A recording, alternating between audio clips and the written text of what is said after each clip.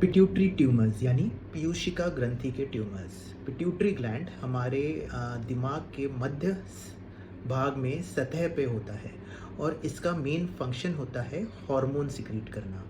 Hormones जो हमारे normal growth and development के लिए और अपनी नॉर्मल दिनचर्या के लिए काफ़ी इम्पॉर्टेंट होते हैं।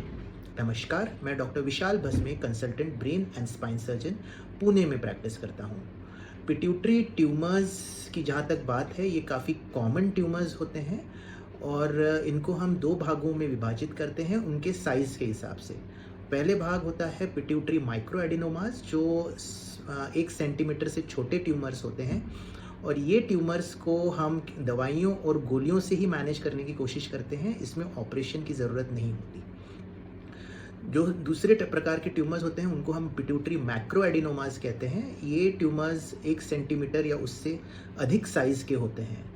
इसमें जो साइज़ की वजह से जहाँ पर पिट्यूटरी होता है वो आसपास के स्ट्रक्चर्स को कंप्रेस करते हैं, जिसमें सबसे कॉमनली जो कंप्रेस स्ट्रक्चर होता है वो होता है ऑप्टिक नर्व, जिसकी वजह से हमें दिखाई देने में दिक्कत होती है और हमारा जो विजुअल फील्ड है वो नैरो हो जाता है। हमें सामने की चीज़ें दिखती हैं लेकिन साइड की चीज़ें नहीं दिखती। तो अगर किसी पेशेंट में ऐसे सिम्टम्स डेवलप होते हैं तो वो एक उचित सलाह ले, एमआरआई कराए। और अगर एमआरआई में पिट्यूटरी ट्यूमर डायग्नोस होता है जो कि एक मैक्रो एडिनोमा है, तो उसके लिए ऑपरेशन ही एकमात्र उपाय है। पिट्यूटरी ट्यूमर्स का ऑपरेशन काफ़ी हाई एंड और चैलेंजिंग है, जिसमें हम बिना चीरे के केवल नाक के थ्रू एंडोस्कोप डालकर ऑपरेशन करते हैं।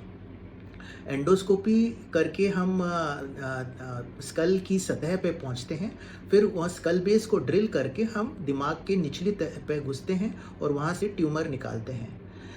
लगभग 90% केसेस में हम पूरा ट्यूमर निकालने में सक्षम होते हैं और उसके बाद हम उसको पैक करके बाहर आ जाते हैं। औसतन एडमिशन ऐसे ट्यूमर्स से 7 दिन का होता है, जिसमें 2 से 3 दिन का आईसीयू स्टे और 4 से 5 दिन का वार्ड स्टे होता है।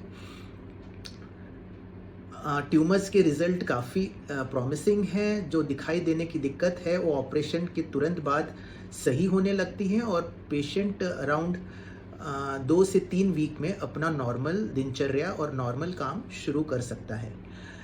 पिट्यूटरी ट्यूमर्स एक टीम अप्रोच पे डिपेंड करता है, क्योंकि इसको मैनेज करने के लिए हमें न्यूरोसर्जन के अलावा एंडोक्राइनोलॉजिस्ट की ज़रूरत पड़ती है, फिजिशियन की ज़रूरत पड़ती है, आईसीयू सेटअप और क्रिटिकल केयर की ज़रूरत पड़ती है और ईएनटी सर्जन की भी ज़रूरत पड़ती है, जो कि हमें ऑपरेशन में मदद करते हैं। तो अगर आपको पिट्यूटरी ट्यूमर हो तो एक उचित सलाह लें। Thank you.